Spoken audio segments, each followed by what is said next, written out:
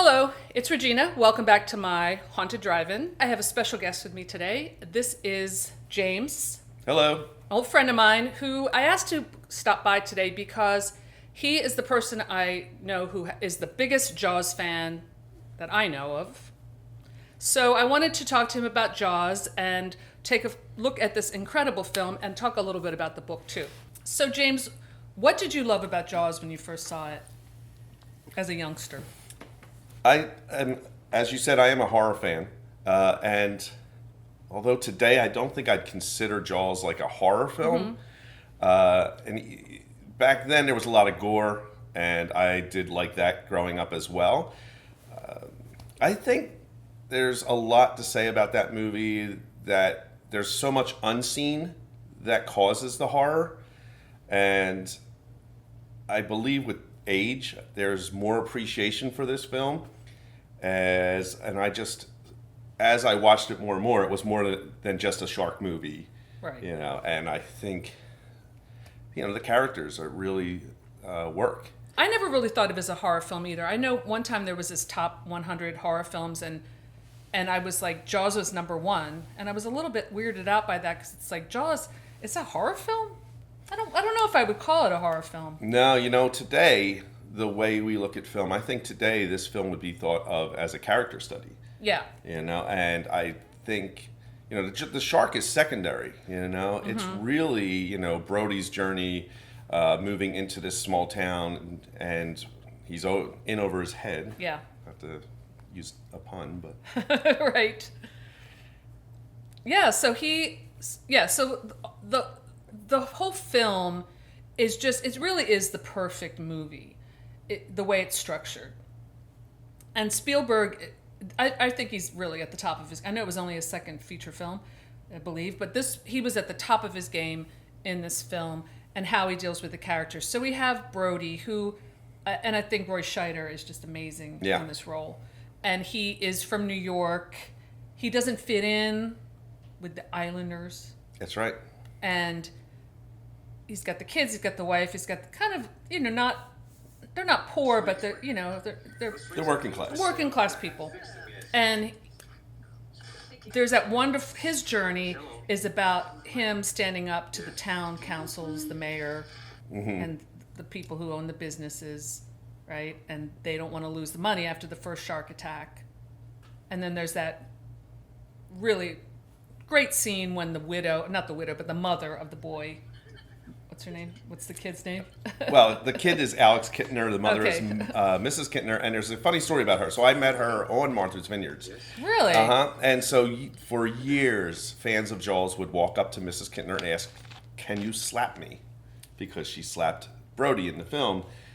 Wait, did she just live? Was she just a local? Yeah, she is a local. There's a lot of locals in the Oh. film. So she is a local that Okay. was, brought on, and they actually kept Roy Scheider from her because they wanted that scene to be, legitimate when she gets slapped. They didn't want it to be where she knew him and they were.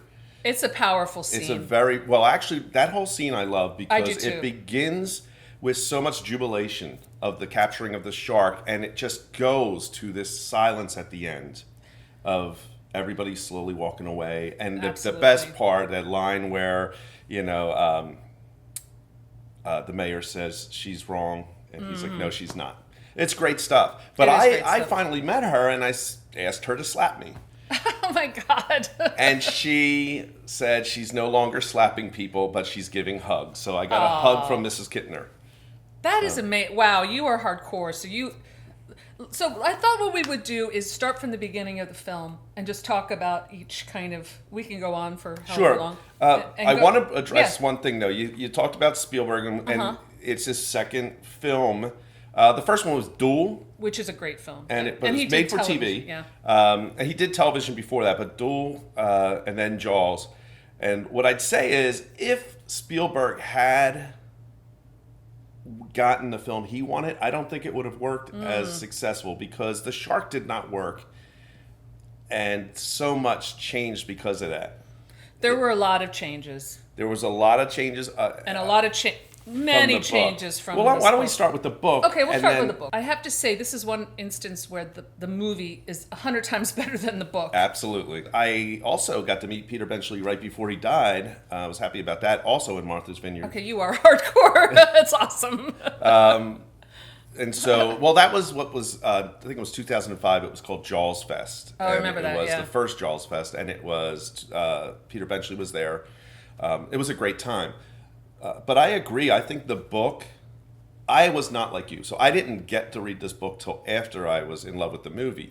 So first you got to put that in, when you're reading it, are you comparing it? Yes, I am. Yeah. And the problem I had, obviously, these will be spoilers if you haven't read the book, but Hooper is definitely rich, and he is rich in the movie, but not the way they No. portray Hooper in here. Totally different character. Hooper also is, I think, he has an affair with Brody's wife. Yep. That's a big part of the It's book. huge. And it's like the Brody and Ellen, right? Is that Ellen? Yes. Ellen Brody? Yes. That Martin and Ellen Brody in the movie are totally different from the book. That's correct. And the book is about, and their kids are hardly mentioned in the book, where Spielberg, who of course he's great with directing kids and families, he makes a positive family unit Yes. with a little bit of tension, but the tension is coming from a loving place between Ellen being worried about the kids and worried about Brody, and in the book she is like a miserable housewife and their marriage is terrible, and she ends up having an affair with Hooper, who's Yep. this suave, good-looking Rich kid. rich kid, one of the summer people, and she is having problems because she feels like she's not Well, I believe she came from like a rich family Right, as well. So right. you have a chief of police Right, character exactly. who's working class, and she's upper class, and so is Hooper. And I think she kind of saw that, like, her upbringing in him. Exactly. And that's where that attraction came from. And it brought a lot of tension in the book when they're on the boat later on, and it was so distracting to me.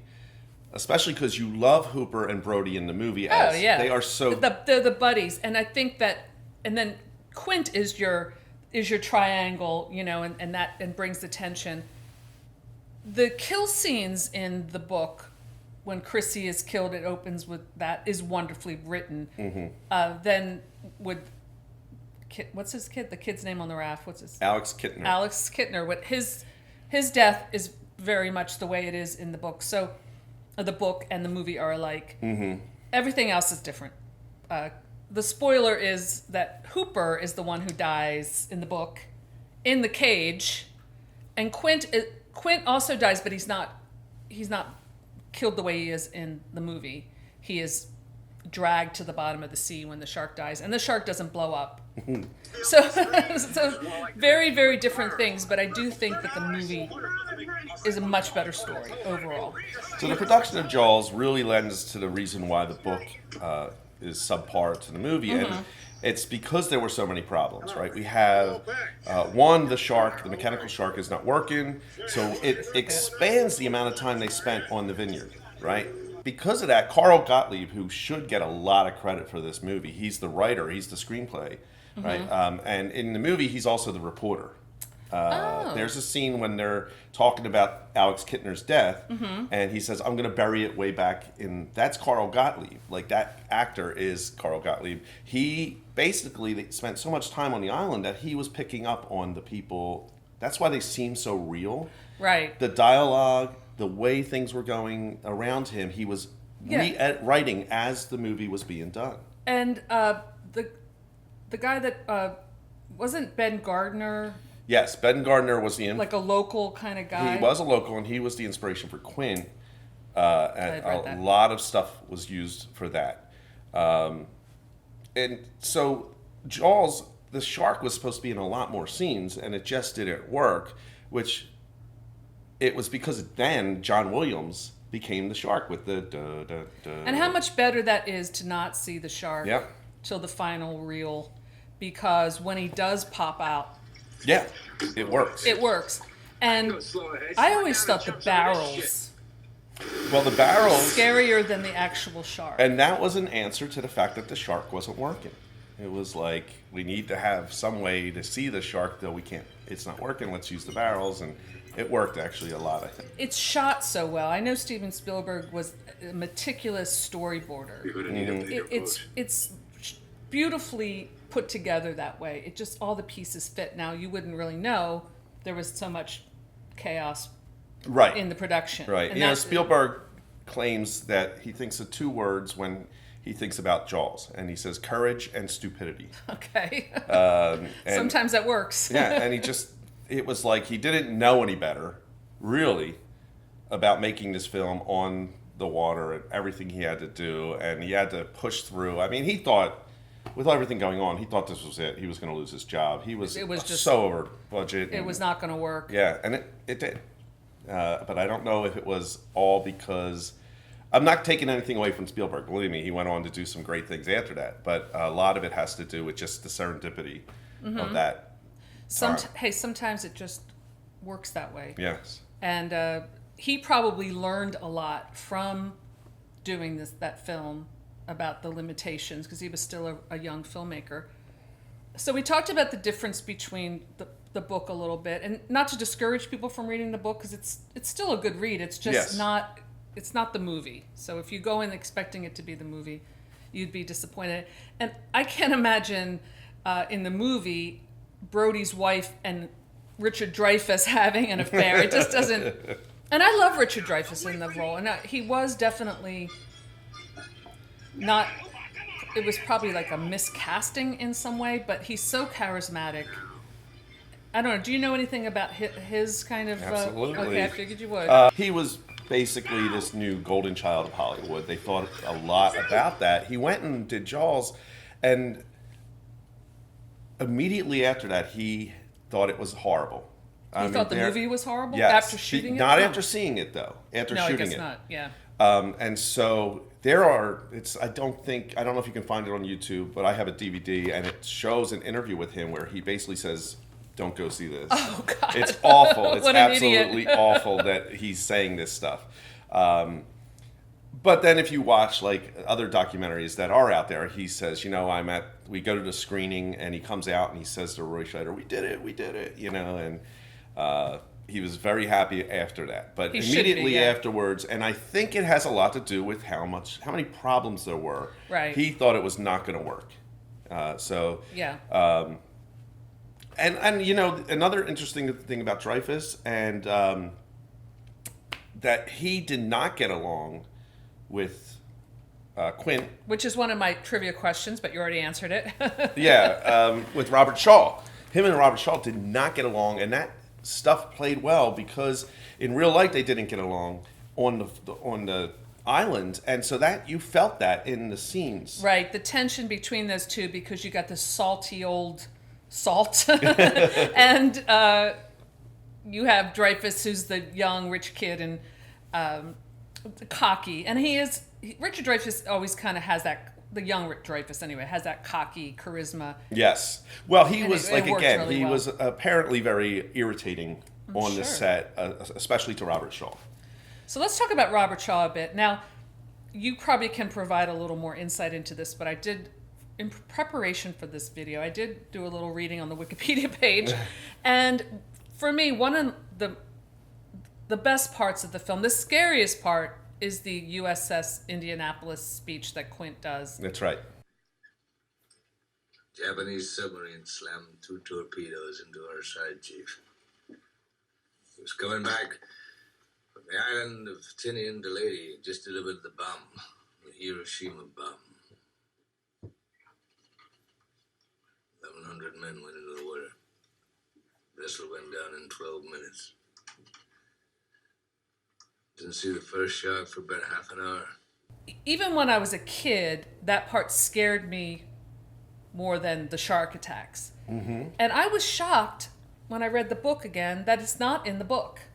That speech is not in the book. It was added That's right. in the screenplay. So do you want to talk a little bit about that? Or Again, that came as something that they wanted to introduce, and the speech, there's a couple different versions of that speech, I think, that built up to what it was, but Shaw had a hand in that. John Milius, they said, wrote some like there was like one uncredited screenwriter that put his hand in, and then Robert Shaw, because he was a novelist, improvised a lot of it and made it his own. And I think it's an Oscar-worthy performance. Unbelievable that he did not get an Oscar for this. I know, and he died. Yeah, shortly after. Shortly after, and I have to say, I'm showing my age here. But watching Jaws this time, I think Quint, and played by Robert Shaw, is very sexy. When I was a kid and I watched this, he was the old guy. Well, he doesn't seem that old now, and I'm like, he's hot. He's a good-looking guy.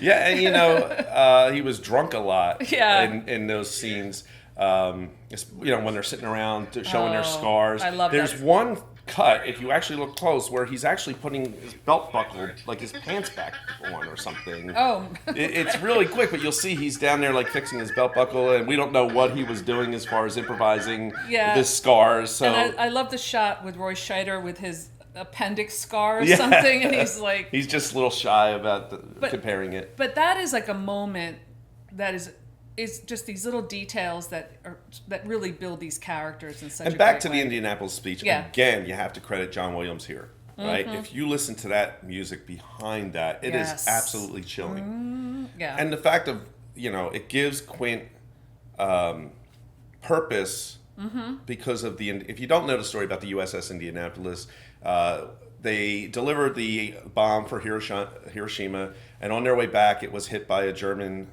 torpedo and sunk very quickly, and all these sailors were eaten by sharks during that time, and Quint, they added that character into that. So it's sort of why he is so determined.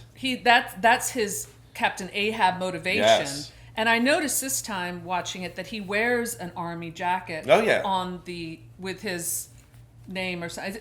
It's from a little bit from a distance, but I'm like, oh, that's good costuming. It adds a layer of his story, and that's what great storytelling's all about, are these characters. So I know we're jumping ahead. Let's kind of go briefly through the film. Okay. So we'll start from the beginning. Now, I noticed that this was shot day for night. That's correct. Yeah. Yes. So they used, this was common in the 70s in filmmaking. They would use a filter. You can see the sun through the filter. It doesn't really take away anything, but it does not. It's something that I noticed. Yeah, I think if we open up, first of all, the opening, again, you have this music, and you just see the water and underneath. It's just stars. Yeah, I forgot the opening shot. That's just chilling right there. And then we cut right to a happy party on the beach, right?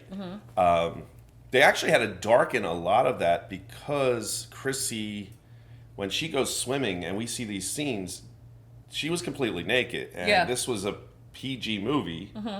And so a lot of that got darkened because they could clearly see everything. And so in addition to the day for night, they had to darken it even further while she's swimming. The guitar player in the beach party. He knows all this. Well, he was up at the Jaws Fest, and he actually brought his guitar, and I played with him, and that was fun. Oh my gosh. Yeah, so, And did a lot of people show up for this? Yeah, the Jaws Fest was, really just hardcore nerds, Jaws shark nerds. I mean, it was I'd say there was a couple hundred. It was on the island, but... Must have been fun. Yeah, we got to watch Jaws on the beach. Oh, wow, that's cool. On Martha's Vineyards. So that was a lot of fun. But yeah, that opening beach scene, we got these kids partying, Today, what I love about film and talking this stuff is how do we look at some of these films in the lens of 2019? You see a lot of this stuff. Yeah, it's different. And you're like, okay, so this girl... he's drinking, she's drunk, they're going out swimming. Sort of Is it appropriate that he's, that kind of stuff was not even. It wasn't even there. So you got this, you got this guy because he's like, I don't know, I was passed out at the time, and but that opening attack, no matter how many times I've seen that, is intense. It isn't. It's very intense, and it always. It hurts when she says, it hurts. Yes. like, when she says that, I'm like, it must be agony. And when she hangs on to the buoy. And you know that she's being... And actually in the book, it's it's scary when she reaches down and realizes that she feels a tug on her leg and realizes that her foot is not there, and she feels the warmth of the blood pulsating through her fingers. That the book definitely has its really excellent moments, and that's one of them. But I did notice, like you were saying, looking at it, 2019, the mayor, I forget the character in the book who says this, but it's like, she was just a drifter. She was a nobody. That's right, yeah. No one's going to miss her. She was just some slutty girl on the beach. And the actress in that scene had a harness on her, and they had people on the beach running in one direction to pull her. Oh, so they shot that on the ocean, not in a tank or anything? That was No, there are things in the tank, and we could talk about that, but that was at the... Wow. Yeah. So... Pretty bold filmmaking to shoot in it. Right. And again, George Lucas, I don't know why. George Lucas did The show other up. guy. He did show up on the set, and they were goofing around with the mechanical shark. But Spielberg did say, that was something remember when Kevin Costner made Waterworld? Yeah.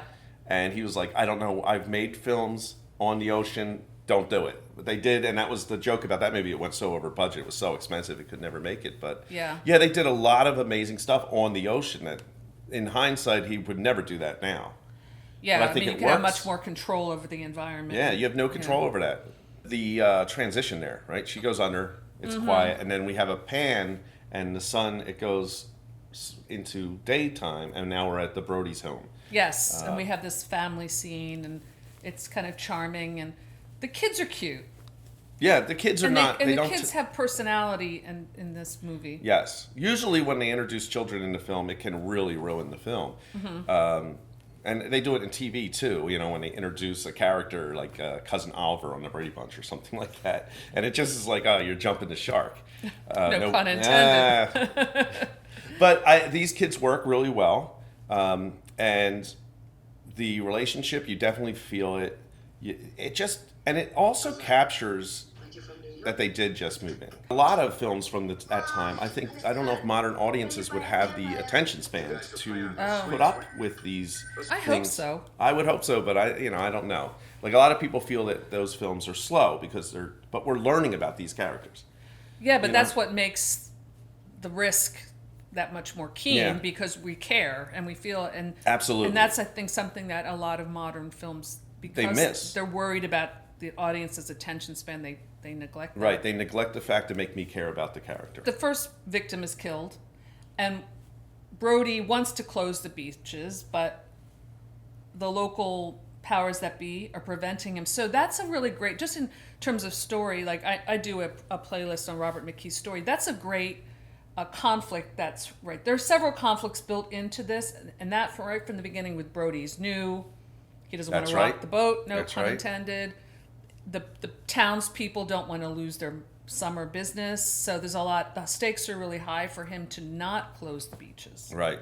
And he goes against his better judgment, and that's right. So happen. He's talked into it. He's talked into it. The thing is that you had the medical examiner initially, and I love that shot where it's shark attack. Right. On the typewriter. Yeah. It's so close up, but it just works. Everything about it. And, that panic, and he sets in to basically go out because there's these Boy Scouts doing their mile swim. I love that part, and that's where the powers that be meet him on the ferry and basically convince him. The medical examiner even changes his report and says it could have been a boating accident, a propeller. The next thing that happens is Alex Kintner. Right, and that scene is when we get that shot. The zoom and dolly. Zolly, the zoom dolly shot, which is amazing. And that whole scene is another great, the way they build tension. Mm-hmm. And just the filmmaking is excellent. When people keep crossing, Brody's he's sitting on the beach, he's trying to watch the ocean. When people cross, the camera just cuts in closer, right? Cuts close. That's just great, whether it's editing or however that was put together. Yeah, that's great. We're learning a lot about the characters even more. There's an Olivia Newton-John song playing in the background. That was one of my... I'm hitting all your questions. I honestly love you. Yeah. You got so much going on, and then you got the fake scare. A lot of movies do it with a cat jumping out. Well, and here we have Bad Hat Harry. Who's Bad Oh, The old man the has old man. and Bad Hat Harry is a film company now because the director is a fan I of had no Jaws. idea. Yeah, it's a famous guy. I forget his name, but Harry's out there swimming. The girl screams. We keep seeing Yeah. Brody panicking because there's no one going in the water. We have the news is there, and actually this might be in your trivia questions, Okay. but the reporter for the news is Peter Benchley. No, it's not in my question, but Oh. I did read that. Yeah, so Peter Benchley is the reporter, and he talks about a cloud has come over this island, a cloud in the shape of a shark, yeah. And nobody's in the water, and the mayor walks over to a family and That's says, it, you yeah. need to get in the water. The older couple, and And that's they bring such their a like great grandkids. thing when they're walking in, all holding their hands. They're terrified. And they're terrified, and they come down in the water, and they're looking around. And yeah. once they're in, everybody starts running in, right? And we do see the fake shark, the kid with the fin. Right. Right? But eventually, Alex Kittner actually could have lived. He comes out, asks his mom if he could go out a little bit more. So it's all her fault. She looks at his hands. Right. Your hands are pruning. No, just a little bit more. He goes out. He gets attacked. Let's talk about the way that's filmed, because I always felt that the shot of Alex kind of, you see the shark fin Yes. kind of come up, flop over, and then Alex is just kind of, it's gory. It's absolutely gory. It's done in a distance, but you just see this blood Yes. gushing. It's great. It is great. And then, of course, the dog doesn't come back. Oh, so the dog, the dog's name is That's one of my questions. Pippet. Yep. So Pippet actually has on the island, has a little grave. Oh, God. There were people on the island. We were like, Why I even came up with this quiz? It's so lame. You know all but these. my friend Chris, who's probably a bigger Joel's fan than Right, I, I've if that's met him. possible, we were on the island, and somebody's walking up, like they're coming up to us. Where's Pippet's grave? Do you know where Pippet's grave is? And I'm like, I didn't even know that was a thing. Like, Wow. They're even crazier than I was. I was like, I don't need to see Pippet's grave. But yeah, the dog, Wow. Pippet, does not come back, and that is sort of really, what's interesting? Going back to John Williams here. Mm-hmm. During the scene where they're building up to the kids who are faking it, right? The ones with the cardboard fin, there is no Like, if you don't notice it, you think that maybe something's happening. They're building it up, but that music's not there. But then when the Kittner thing, it is there. You know. But the Finn is not in with the Kittner scene. That comes. That's later. That's later. Yeah, but I'm Okay. saying, like, you'll see anytime the sharks really attack, the music's there. the music but is your the cue- fake your scares. There's none. Okay, so Alex is killed. So now Well, the shit hits the fan. The shit hits the fan. Right, we got Alex is definitely killed, and then we immediately go to the town trying to come up with some kind of and Hooper's plan. already here by now, right? Yes, so Hooper comes and he wants to see the. Right, that's a good scene. And Richard Dreyfuss really chews the scenery in that scene, but in a good way, where Yeah. he's like, it's a Right. shark attack. Shark attack, yeah. He splashes his, Yep. it's a shark or whatever. He splashes the water on his face. There's a scene in that where he's looking at the arm and he's like, "This is what happens," and then it cuts. Very much. Oh. It's a really, really awkward cut, and I swear, and other people swear on the internet, there was more to that. It indicates the But Chris says there isn't, so I don't know if anybody watching this I didn't knows notice- about what I'm talking about. But So it's when he lifts he lifts up the arm. the arm and it's all chewed Yeah, off. and he says, "So this is what happens," and it's a cut, and it's I will it's look for that. really strange. And I still swear that when I was younger, I saw more to that scene. More of the body, like of the remains. No, there's of the more. girl? There was more dialogue. More dialogue. Yeah, That's interesting. Yeah, it's a fascinating. There's two things that I think I saw earlier on. That was one. Another one is and I think it is out there. There's a more gory version of Quint being chewed up. I saw there's like an outtake. Yeah. Where more blood. Oh, it's comes just out. yeah. But yeah, the town scene is also great. Where Yeah. that's where we first meet Quint with the nails on the chalkboard. Yeah, it's great. We get to meet the town, the mayor. The chief of With police is finally the little anchors on his anchor. Yeah, jacket. That's also good costume design. So now we get Brody and Hooper trying to convince. There's the infamous scene with the billboard, Yes. and that's another great filmmaking as far as storytelling, where they're having this argument and they walk. It's like a tracking shot, and they walk into this scene with this billboard with the graffiti on it. And it's genius. It's really funny, but it's also creepy. Right, and the mayor, Yeah. the mayor does not care that some people are being eaten on his beach. He Right. cares more about the vandalism, and he wants those Yes. paint happy bastards caught and hung up by their Buster Browns. That's it, yeah. Right? I mean, that's his main concern. Yeah. This little bit of vandalism while people are being eaten. Yeah. And Hooper can't make it any more clear to him, and he is not listening. And it's so good. I mean, it's Yeah, just the politicians, Yeah, and does a scene... I mean, there's so much we can't go over all of it, but I know Hooper arrives in the harbor when there's all this chaos because there's now a bounty That's right. out on the shark, and all these idiots are showing up and trying to pouring... Yeah, they're bringing chum dynamite. is what they call it. Yeah, chum's disgusting. Yeah. And they go out, they do catch a shark, they bring it back. There's all this celebration. We had talked about this. Right, that's the scene with Alex Kintner, his mother. and his mom. And, that's when Brody goes into his drinking Right. scene. Right, and then Hooper shows up with the wine. Yep. And there's only two parts I feel we get the Hooper from the book. That's one, yeah. Where I feel like, even in the movie, it's very subtle. But when they open the wine, he's like, you might want to let that breathe. Like, that is not something something most people think about when they're opening their wine. Working class guy is not going to. And the other scene about is it. when they're actually out on the boat at night. Mm-hmm. And this is right after the drinking scene because Brody's drunk enough to go on the boat. Okay, yeah. Right? And Brody asks him, like, how much money do you have? And he says, you mean me or the whole family?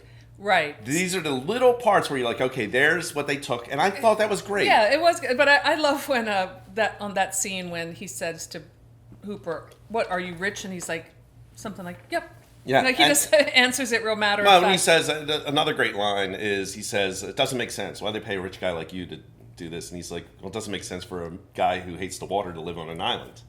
It's like, it's only an island if you look at it from the water. That's true. I mean, it's such good stuff. Yeah, The it's great dialogue, stuff, yeah. them being out there.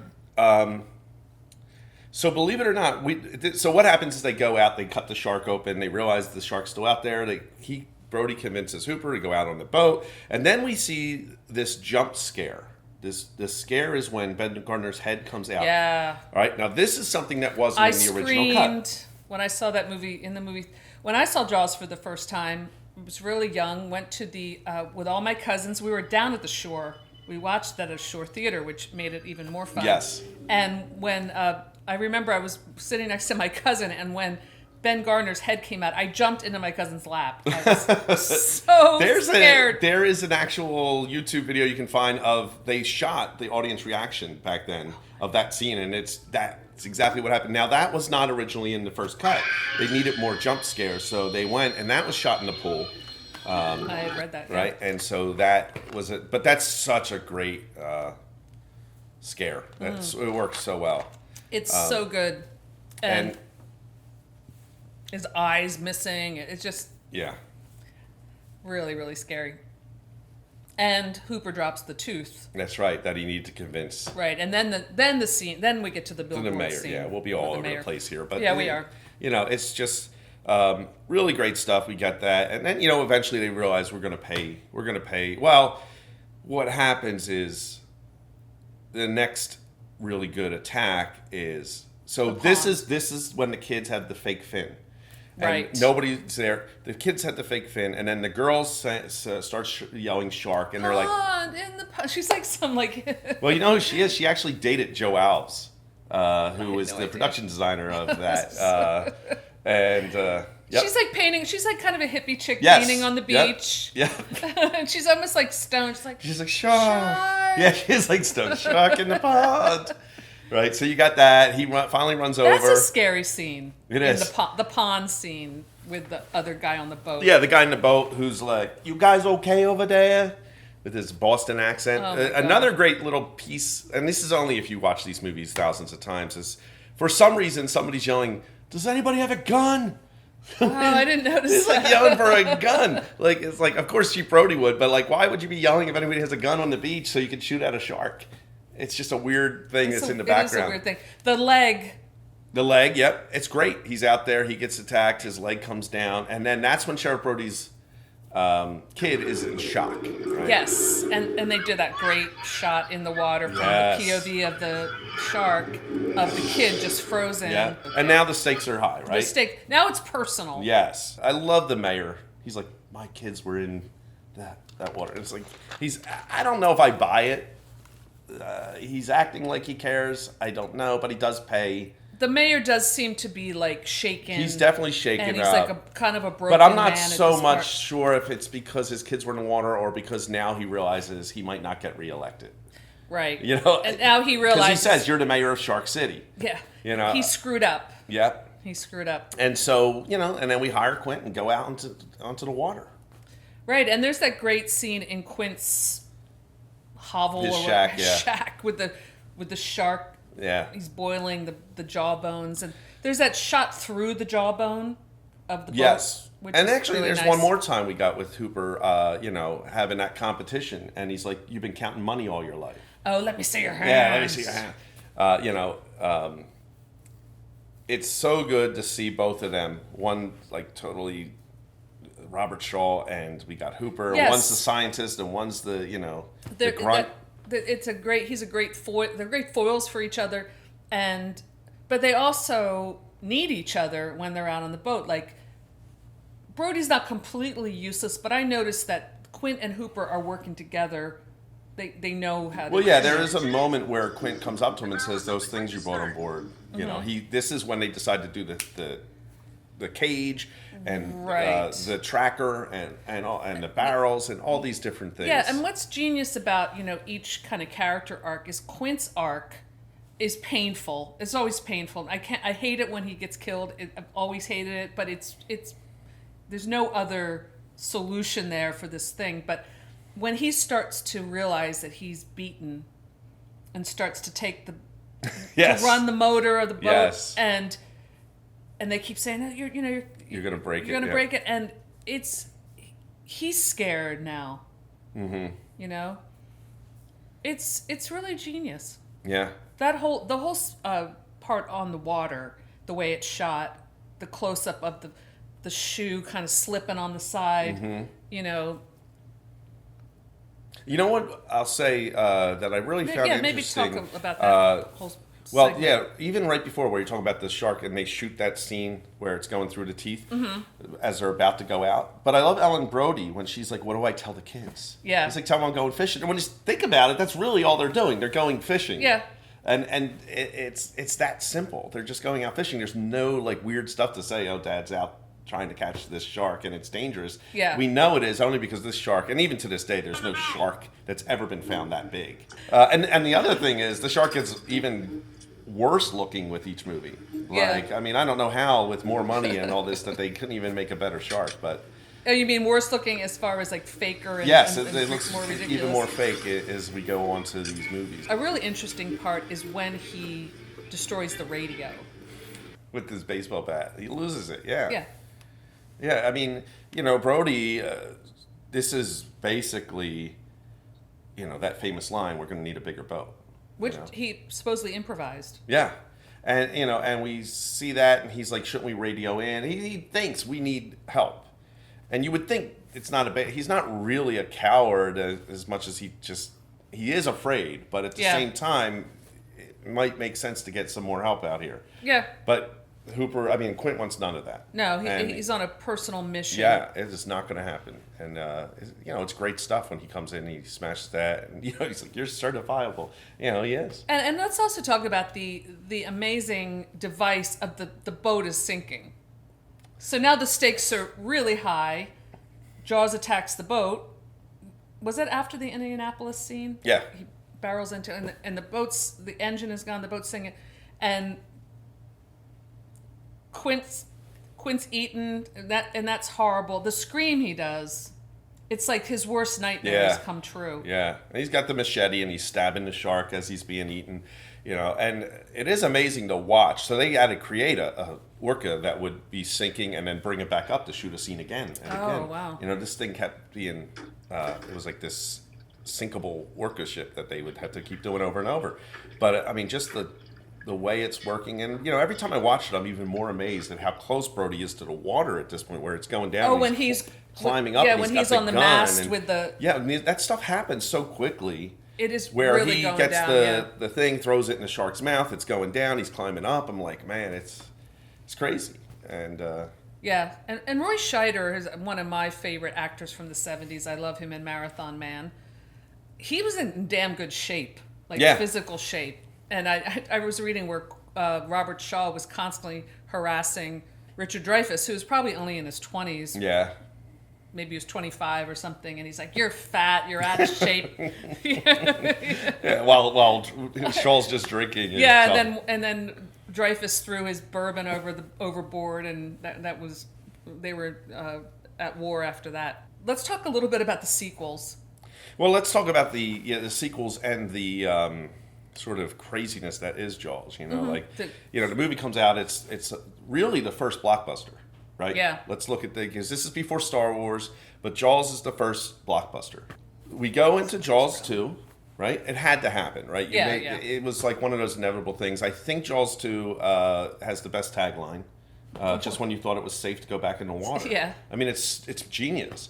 And well, we don't have to go to the thing, but I think Jaws 2 works. I like Jaws too. It is fun. You already invested in these characters. I mean, you definitely see Brody lose his mind in this, and you still have the mayor for some reason and you got these kids out there, but it's just very fun. It does kind of pick up. It's not the brilliant genius movie that is Jaws, Right. But it does pick up a story, and it kind of I enjoy it. works. I think it's fun. I can watch it. Now, if you go to Jaws 3, we're now in SeaWorld. It was supposed to be 3D. A lot of problems with it. I don't know if we watched it together, but I think I had told you I was watching it or something years ago, and we were laughing about it maybe through text messages. I don't remember, but it is ridiculous. Yeah, it's not even completed. Like if you watch it, there's a lot of problems like visually that they didn't. Is it Dennis fix. Quaid? Yeah, Dennis wearing Quaid's really in it. short shorts, and I forget the name of the girl. Oh, I know who it is. I can't think right now, but She's in lace. But yeah, it's not very good, but it's still better than Jaws 4. Which Jaws 4 I did see, same thing on the Wildwood Boardwalk. Oh my God! I was like with a friend, and he's like, "Let's go see it." I'm like, "All right," but like I was at the beach. I didn't want to be watching Jaws. Right. But we did, and I kid you not, I laughed through the entire movie. Jaws 4 basically picks up where we have a shark attack one of the kids, and it's now Ellen Brody is the main character. Yeah, it's sort of. Is that the one with the two mothers? The mother of Jaws. Oh, you mean yeah? So actually, It's like a mother. Wasn't that they part of the don't. tagline? It doesn't make any sense. It makes but no sense. Because you have the first shark was killed, the second shark, the third. There's no way sharks have some kind of. They did it like it was like a mafia thing where we have a claim on the Brody family, and she's convinced that the shark's after our family. Right. And there's even a stupid line where it's like the shark killed Dad, and like Dad died of a heart attack. Because of the shark, it's like so bad. So they reaching. decide that they are going to go to the Caribbean, and the shark somehow follows them. I don't know how it knows they went down there, but it does, and it's so bad. I can't even say anything nice about it. It's awful. It's beyond just bad. awful. And apparently, the novelization of that, there's some kind of voodoo involved as well. I haven't read the novel, but I know that voodoo is involved, and that's how the shark comes after. Wow. them. Yeah. So that was the end. But Well, yeah, Jaws. and what's interesting is why has there not been a remake? They have the technology now with CG. I don't think it should be done. I don't either. I just think It won't work. How could they remake that? They can't. It won't work. I mean, how many shark movies have happened since then? I can't even say I like any of them. I have a quiz Okay. that you are going to get everyone ready because we've already I might talked about not. some I of might these. not. All right, you're going to get everyone. I don't This know. is I so don't know. lame. Now I'm nervous. No. What is the name of the shark's first victim in the movie? Chrissy. Ding, ding, ding. 2, what is the name of the dog that disappears on the beach? Pippet. Pippet. 3, whose boat do Hooper and Brody find in the water? Ben Gardner's. All right. Finish this line. Okay. For that, you get the head. The tail. The whole damn thing.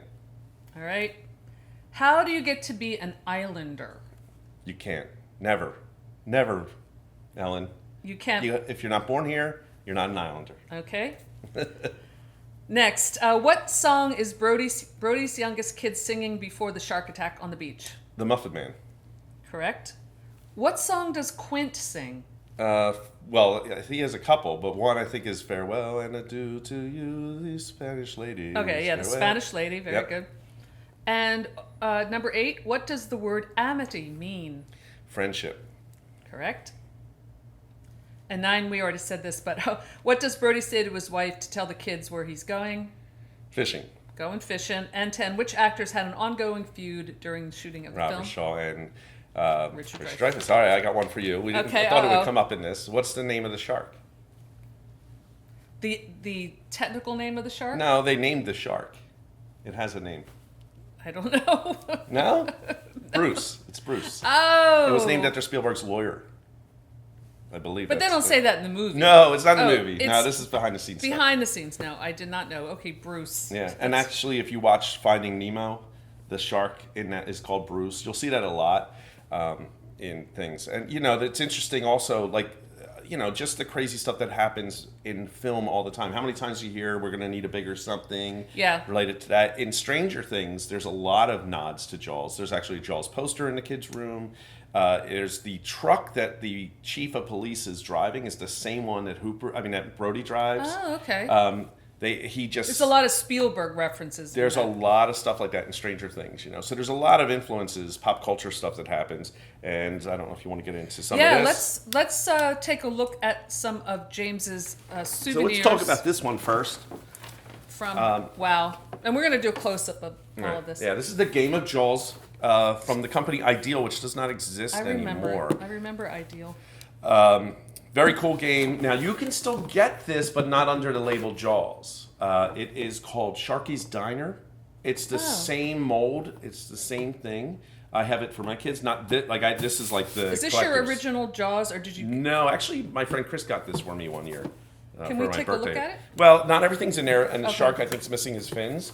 But Okay. you'll see. You get the idea. There he is. So what would happen is he would have his mouth open, and you would put these little things And in you have there, to and you had a pull 'em out. hook that you would pull them out, and then there was a rubber band that's not on here, and when the weight got low, it would bite. And then there you go. Wow. So Sharky's Diner, if you want to buy it, you can get it on Amazon, and it's exactly the same mold. It's not Ideal. Another company bought them out, but I love that they still have it. I'm surprised they haven't branded it though. Yeah. I guess it costs too much to get the licensing. Now, how much do you think this thing cost on eBay in the original box? like Oh, this? I don't know. I'd have to look it up, but So if it all any- depends. If you're buying something like this on eBay, make sure it has the original box, that all the pieces are there. Don't break the fins. So- What other toys do you have? These, there's a company called Funko that makes pops, and he just released Funko Pops for Jaws. These were what they called reaction figures, and you could take. This is Brody and Hooper. I had Quint, but my dog ate its head, so which is funny. Yeah, but that Quint, is funny. Quint got eaten. I didn't intend for that to happen, but Quint got eaten.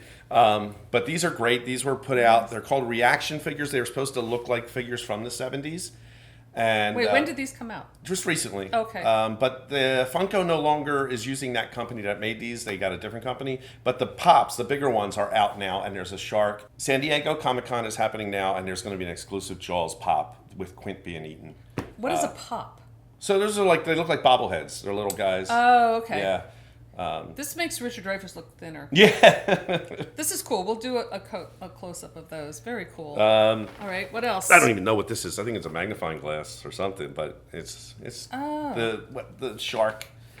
Yeah. This. Oh, here, yeah, it's this way. Or this way.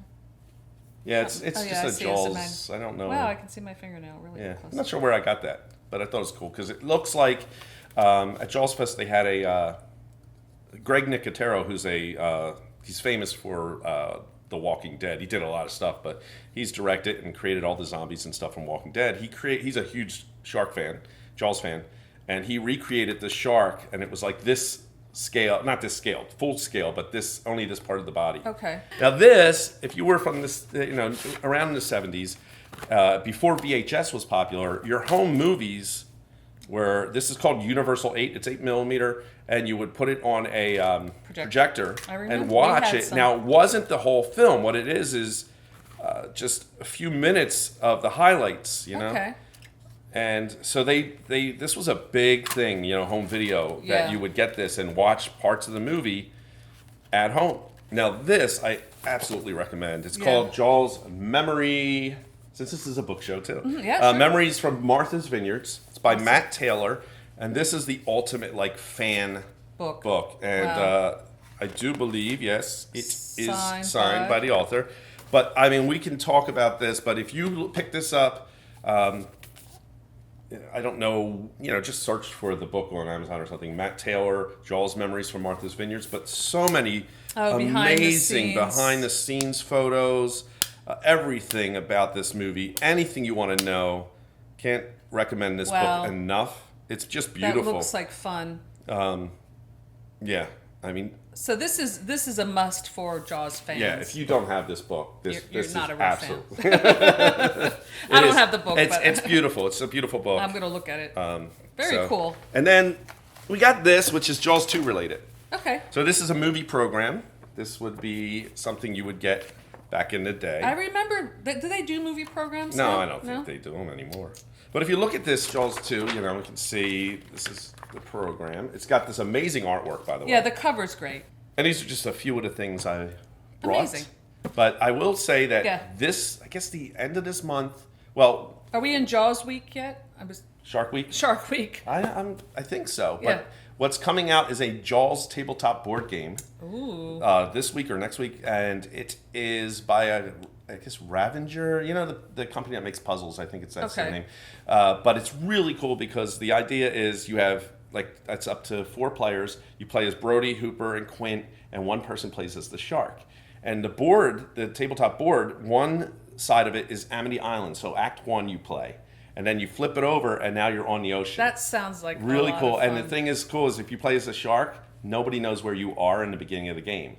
So That it sounds like a lot of fun. that I sounds haven't like a played lot it, of but I'm fun. really looking forward to picking that board game up. That sounds like a blast.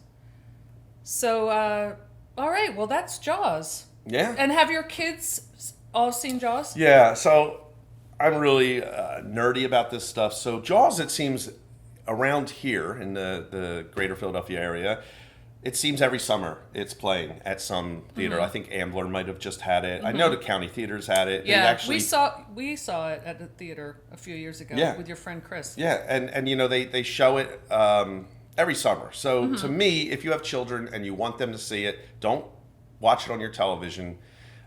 Go to a theater that's showing it and see it on the big Yeah. screen. It really matters I believe so, that it matters to see it on the big screen. And what ages do you think a kid?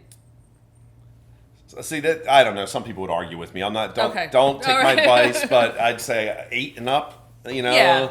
I would say that. See, to me, I don't understand why we don't want to scar. I mean, I have children, but my point is, I loved movie- being scarred by movies That's when I was my a child. point. Yeah. I mean, when I saw Poltergeist, the first Mm-hmm. movie, when I was a kid, why would I want to see that when I was old enough not to be scared?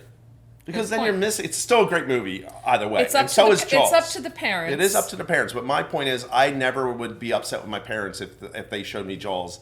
Like Leo's The Exorcist, too young. maybe. Your youngest Yeah, is yeah. too young. So I would say 8. I would say 8 and 8 up. or older. Yeah, but again, don't quote us on that. Don't Use quote your us on own that. judgment. You know your children Because better we have than we been do. scarred. yeah, don't make a. But obviously, see it on the big screen. You should be Yeah. able to find a theater around you that will have it on a big screen. And I think, after that, you can watch the other ones on DVD or Blu-ray. I want to thank my friend James for joining me and sharing all his insights about Jaws. And I will see you next time in my Haunted Drive-In. Bye.